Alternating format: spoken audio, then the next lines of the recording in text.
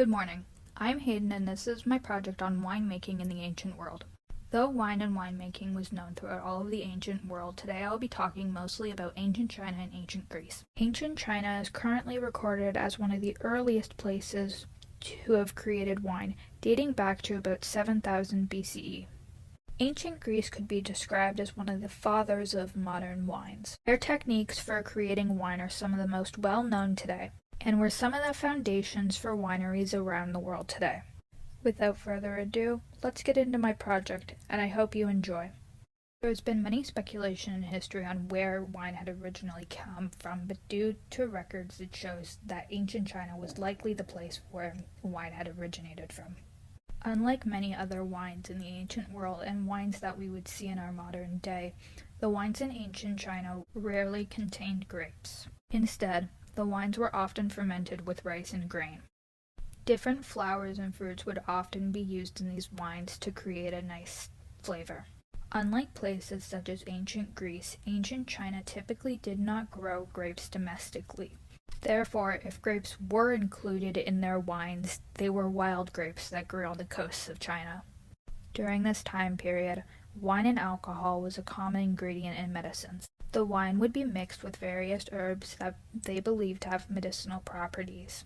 Bronze teapots, such as the one featured in this photo, were a common tool for winemaking in ancient China, specifically in the Shang Dynasty era. These bronze teapots would often contain traces of lead. Since they tended to be small traces, the lead would have little to no effect on people who did not regularly consume wine and alcohol. The overconsumption of wine would often lead to lead poisoning. Side effects of this included going insane and/or committing suicide. The Shang Dynasty is one of the earliest recorded dynasties in ancient China. They were known for many things, one of the biggest being heralding bronze in ancient China. The Shang Dynasty was a large consumer of wine in ancient China. It is theorized that the overconsumption of wine is one of the major causes of the downfall of the dynasty. Overindulgence of wine from emperors and other higher-ups in the Shang Dynasty caused a lot of deaths. The lead content in the bronze would cause them to slowly go mad, often resulting in death by suicide. One would think that due to this, wine would become more feared in society, especially in ancient China. However, wine was still used for a variety of things in ancient China and still continues to be drank in China today. Ancient Chinese wine vessels varied in different designs and shapes. The wine vessel in the picture on the left is called a gong. The repeated patterns and drawings within the vessel sometimes told a story. Although most wine vessels varied in shape, design, and size, they all would contain a spout so that the wine could be poured out. Later in the presentation, I will be talking about how they made wine in ancient China. But for now, let's transition to talking about wine in ancient Greece and the Greek god Dionysus. Like I had said earlier in the presentation, ancient Greece is known to have fathered the way that we know wine and winemaking today. When we think about winemaking in ancient times, it is very likely that you would think about people crushing grapes with their feet. This was the most common way done in ancient Greece. With the way that wine was made in ancient Greece, the pure wine concentrate would typically have about 16 to 20% alcohol content. Therefore, the ancient Greeks would always dilute their wines, typically with water, and salt water was also a popular option. Those who would drink the wine concentrate in ancient Greece were often seen as barbarians. In ancient Greece, it was a common courtesy to act civil when drinking wine, as it was seen as a religious thing. Like many other places in the ancient world, ancient Greece used wine for medicinal purposes.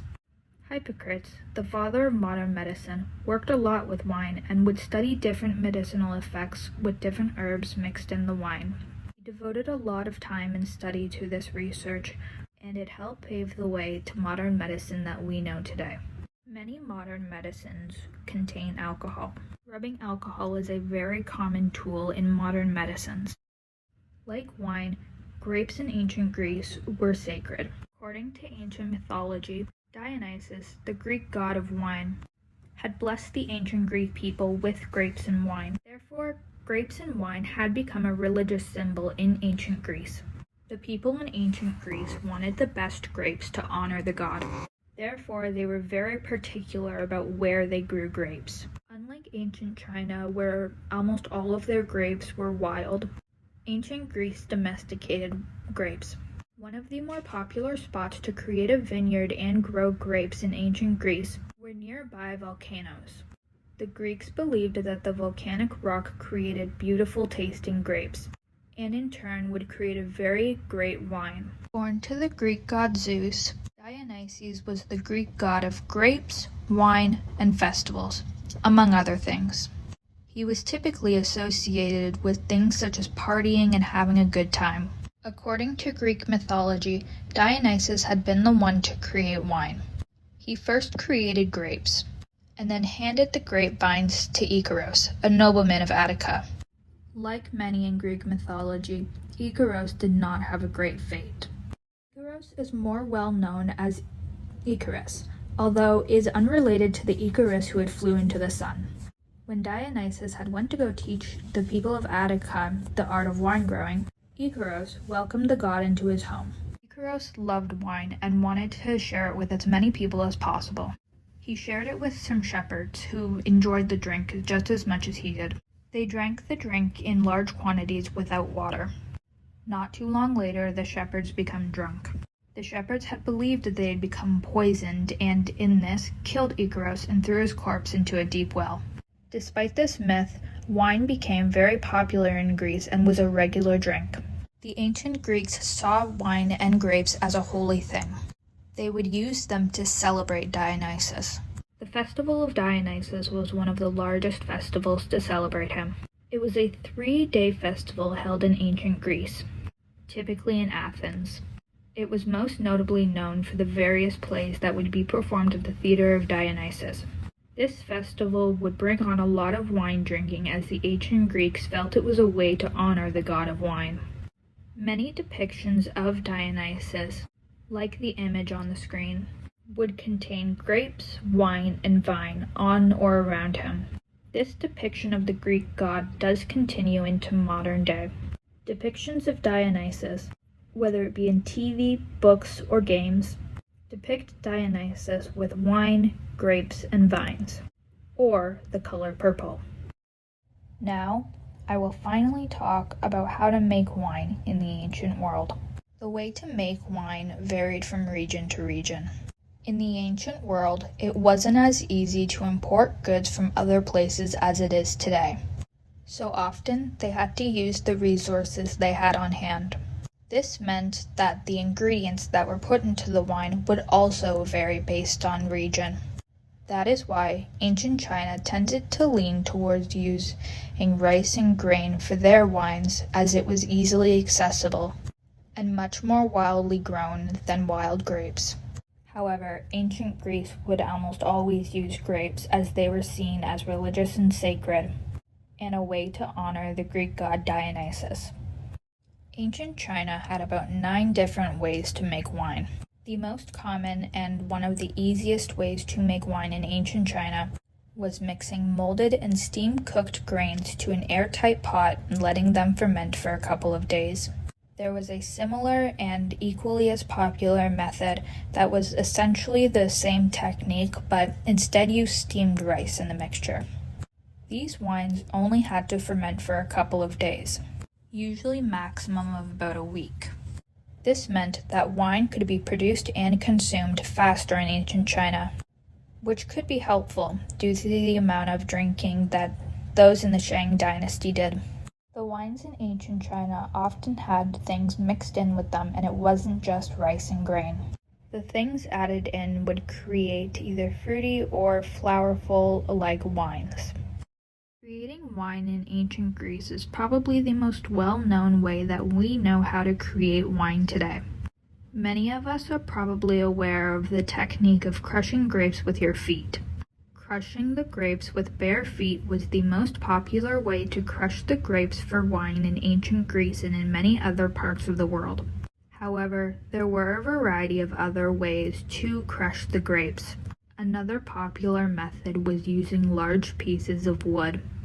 though some of these methods weren't as effective as using your feet.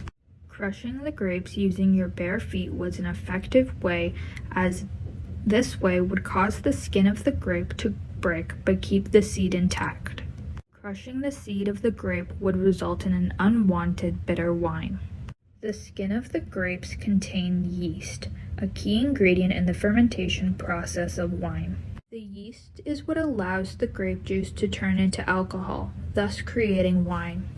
The process of creating wine in ancient Greece had a much longer process than in ancient China. Typically, it would take anywhere from a few weeks to a month to create one batch of good wine in ancient Greece. For their process, they would first crush the grapes. Then, they would mix the grapes and anything else they wanted to mix into the wine into a clay jar or vase. They would let this mixture ferment for a couple of weeks in an open clay jar.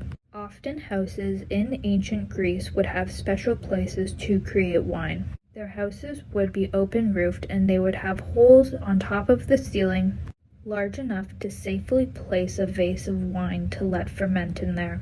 After the first couple of weeks of fermentation, they would transfer the mixture into a container with a lid that would have small holes drilled into the top of it for CO2 to be able to flow out of the jar. Finally, after about a week or two of it being in the container with the holes in the lid, the ancient Greeks would strain the mixture, and wine will have been created. Almost everyone in ancient Greece, including those with little to no money, would drink wine. Even children were allowed to drink wine, as it was quite heavily regulated and seen as disrespectful to the gods to be uncivil when drinking wine, as well as the wine would be diluted. Wine served great purpose in ancient Greece and ancient China and many other places in the ancient world. Alcohol itself was a foundation for a lot of both modern medicine and drinks that we drink today. Here are a few images of different vases and goblets that were used in ancient Greece. The first image on the left shows us a variety of different vases that would be used for storing and drinking wine. If you look, some of the vases, especially the one in the bottom right corner that looks like a face, have unique designs and spouts, much like the pots in ancient China. Also similar to the pots in ancient China, the pots in ancient Greece contained various photos and drawings. Many times, the ones in ancient Greece would depict a situation currently going on at that time, and would often contain drawings of maidens and warriors. The image in the top left corner contains a more basic vase. These likely would have been used by more of the common folk rather than people who were rich. The basic vase were not that hard to create and were easy to store wine in. Similar to ancient China and the vases of the rich, these vases varied in size and shape. Finally, the image of the goblet in the right-hand corner was a goblet that would have been used to drink wine out of in ancient Greece. Like other vases, these goblets often contained depictions of things going on in ancient Greece at this time. They were beautiful in design. All of the jars and pots that were used in ancient Greece would have been made out of clay, specifically terracotta clay. The benefit of terracotta clay would be that it was a fast air-drying clay. The air-drying clay would make it so that it was faster to create the wine, something that they were more focused on rather than the clay itself. However, the presentation of the wine was still very important, and that is why you saw many of these goblets and jars with various beautiful designs. I hope you enjoyed my presentation, or at least mildly tolerated it, or at least learned the tiniest bit more information about wines and winemaking in the ancient world. I look forward to hearing any questions that you may have about wine and winemaking in the ancient world. Thank you, and I look forward to speaking with you all in the virtual classroom. One final note, here is the resources I used for my presentation. They also can be found on my handout. Finally, the template for this presentation was created by SlidesGo. Stay safe, wear a mask, and I hope you all have a wonderful day.